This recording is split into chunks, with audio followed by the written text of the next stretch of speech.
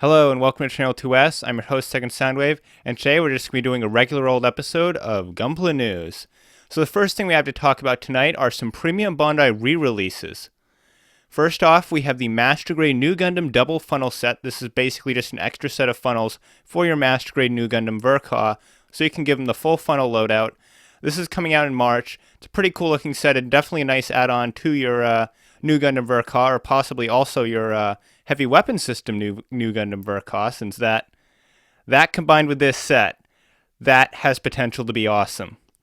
And joining it is the Master Grade Marasai in unicorn colors and the Master Grade Jesta Cannon. Now these are a couple of pretty awesome looking kits. I'm not a huge fan of the new tooling on the Jesta Cannon just because they kind of just upscaled it from the high grade and it doesn't really look like a Master Grade, at least to me. If you like it, that's cool, but I'm personally not a fan of it. As for the Marasai unicorn version, I love the Master Grade Marasai. I love it in these colors. Probably not going to pick one up, though, just because Premium Bandai Master Grade.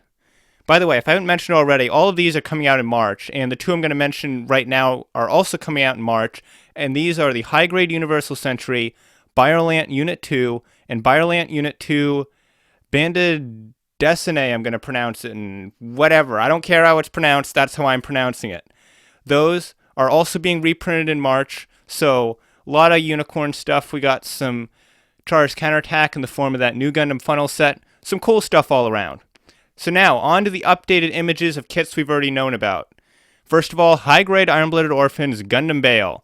So we just have some action shots here, still no color prototype, and this is also coming out in March. And I feel I need to remind you of that because when we get to the end of this video, pretty much everything I talk about here is going to be coming out in March.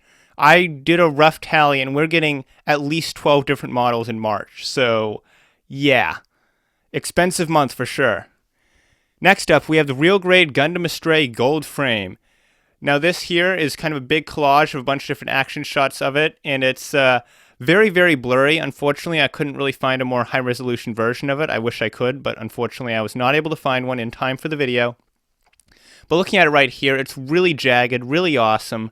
It looks like there's a lot of mobility in the wings. If you look in the upper right corner, they seem to be showing off that there's some kind of mid-wing hinge right around where that kind of hook shape is.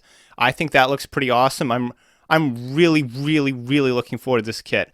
I don't care how ugly they make the gold on the frame, I will get this kit. And then next in line, we have the Char Zaku 1 from Gundam The Origin. No, this is not the version we got in December. That was the Zaku 1 S-Type. This is the normal Zaku 1. It's got different colors, it's got different shoulders, and it's got different weapons. Subtle differences, I know, but I personally like this version a lot more than the S-Type. And if it came with the belt feed version of the gun that the S-Type has, it would be the perfect Zaku 1 for me. But I still think I'm going to pick it up anyway, just because it is kind of a cool looking design. And hey, it's an Origin Xeon kit, so there's basically no way you can go wrong. And now we got a bit of news on the Master Grade Providence Gundam, or rather a correction to a previous statement I made, because that display stand that's shaped like the Zaft emblem, that's actually not a first release bonus with the normal version of the kit. They're going to actually be doing a limited edition version of the Master Grade Providence. That's going to include a sheet of premium decals, which I'm guessing are probably water slides, but I don't think we have actual confirmation yet, so I wouldn't necessarily say they're water slides, but they probably are going to be water slides. And also the aforementioned stand. This version of the Master Grade Providence Gundam is going to be around 7,500 yen as opposed to the 5,400 yen of the basic release, so a bit more, but you do get some cool bonuses with it. I really like that they're coming back to these now because in like the late mid-2000s, they always do stuff like, Exia Ignition Mode, Strike Freedom Full Burst, Shin Musha Gundam Sengoku no Jin version. We'd get all these big, cool, deluxe bonus versions of Master Grades, and they kind of stopped doing that, but now it looks like they're bringing them back for 2017, and honestly, I think most of them look pretty darn awesome. And also, this isn't really a kit we have new images of, but thanks to the new and I'm thinking probably final intro for Mobile Suit Gundam Iron-Blooded Orphans, we do have a very, very quick glimpse of the new Gundam Barbato's design. You can see it right here. Can't really draw a lot from it. It does look very similar to the previous Barbato's Lupus, but right now that's all we have to go off of. We also have full color images now, for the first time ever, of the high-grade Thunderbolt Atlas Gundam. And the first thing that pops into my head is, holy crap, that's a lot of yellow stickers. And then the second thing that comes to mind, comes to mind when I look at the rest of the kit, and I realize that he's actually got a lot of yellow on him, and I'm thinking, hopefully, maybe, a lot of that yellow is going to be plastic, and there's just going to be a few stickers here and there. Hopefully. But seriously, though, I've never been a fan of the Atlas Gundam's design. I always thought it looked kind of stupid, but it looks like they've almost kind of thickened it up a bit for the high-grade release. It doesn't look quite as spindly as I remember it looking in the manga. And he literally comes with basically a raft that attaches to his legs and then splits into these big, stupid back things. And I think the bottom of it is also guns or something. I can't even tell. It just looks so stupid that I almost kind of want one. And then he does have that awesome triple cannon thing, so I don't know. I was completely scoffing this kit a few months ago. I might have to pick one up just because it just looks stupid in all the right kind of ways. And now we have a little bit of news on the Gundam from Twilight Axis. Now we still don't have any more pictures of like an actual kit for this, but we do have some colored line art of it. It's looking pretty cool. And more importantly, we have a name for it.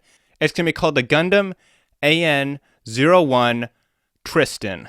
Yes, it's based off of the Gundam Alex, and just like the Gundam Alex, they gave it a human name. So now here's what I don't get about this machine. Twilight Axis is supposed to take place after Char's counterattack. How could a Gundam based off of the NT1 Alex from the end of 0079 be even remotely usable or competitively functional at that point in time? I just can't really necessarily believe that right now. Of course, I haven't read the novel. I actually don't even know if the novel's out yet.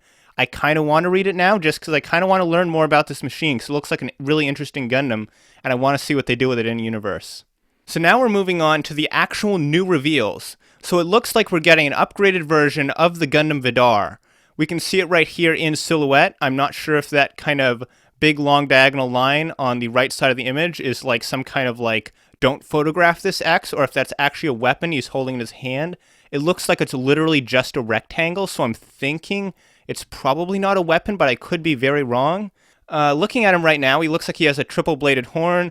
He's got spikier hip skirts. He's got a new gun, and that's about all you can tell from this picture, other than the fact that he looks, in silhouette, pretty darn similar to the normal Gundam Vidar. And we've actually seen him again, because if you look very closely at the new IBO intro, you can see it right here. It's basically just a spikier, more jagged version of the Vidar. Not gonna lie, it's not the most impressive upgrade I've seen, but I still think it looks kind of fun, kind of cool, and who knows, it might end up looking better than the original, although I do strongly doubt that.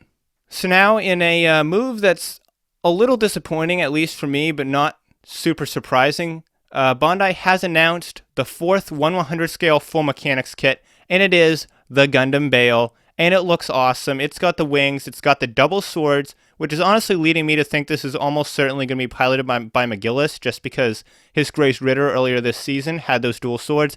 This has the dual swords. He seems to really be interested in the Gundam Bale. I think it's a pretty safe bet that he's going to end up being the pilot for this machine. Now, the reason I'm kind of disappointed by this is because back when IBO Season 2 started, Bandai kind of showed a release schedule of sorts, and they had silhouettes around everything, and they basically just said how many kits they would make per grade. And for Iron-Blooded Orphans, they only had 4 1/100 scale full mechanic silhouettes shown on that kind of PowerPoint presentation image. This is number 4. This really disappoints me because I was really hoping that that final 1/100 scale full mechanics kit was going to be a Gujion Rebake Full City, because good lord, does that mobile suit need it? I mean, have you seen the high grade? It's like they just gave up on color separation halfway through designing it. If one thing out of IBO gets a master grade, I want it to be that Gundam. So next up, we have another petite guy, because big surprise, that line's still a thing. So this petite guy is called Bubblegum Pink, and surprise, surprise, it's pink. And apparently, they decided that the petite guy, which is already a smaller version of the bear guy, they were like, I don't know, not quite small enough. Let's give it another bear guy that's even smaller. So this bear guy, this little petite guy, comes with a teddy bear. So you have a little mini bear for your little mini bear for your mini bear. Bearception much? So now finally, because that wasn't a weird enough note to end on, we have the model that made the entire Gundam community question Bandai's sanity. We got it making a return in the form of the Super Femina Angel version. Now this is a tentative name for it. I'm not sure this is actually what they're going to end up calling it. But the best way I can describe this is Femina cosplaying as a nurse with the wings of the Wing Zero Custom. Yeah, it sure is a thing. I'm sure there's a few people out there that are very, very excited to see this, and the rest of us are just kind of awkwardly grimacing at it because, wow, is this thing weird. Like, okay, if they went like full-on Wing Zero Custom with it, gave it like kind of a dark navy blue color scheme, resculpted some of the armor sections to look like the Wing Zero, kind of did like a, Mecha Girl kind of thing like they do with the Armored Girl project figures, that would be cool. I would actually consider picking that up. I would actually buy Super Femina variants that are based off of actual mobile suits like the Wing Zero Custom or the Nobel Gundam, stuff like that. That would be kind of cool. I would be interested in that. This does not interest me at all. Not even a little bit. And to top that off, it still has that really, really creepy looking face the original did.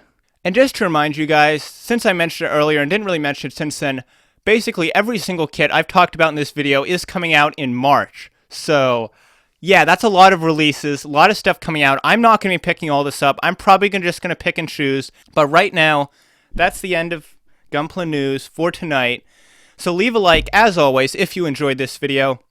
Be sure to share it around with your friends to help this channel grow nice and big. And I'm going to be starting some very cool, very awesome, very up-to-date new builds starting in just a couple days. So if you want to see stuff like that, as well as more Gunpla News, make sure you hit that icon that's appearing on the screen right about now to subscribe. If you don't see an icon there for some reason, maybe you're here early. If that's the case, there's a button either below or beside the video, depending on your browser. And there's also some other videos popping up on the sides of the screen right here, so you can check out some of my other content. Go look at those. Go crazy. I'm your host, Second Soundwave, and I'll see you next time.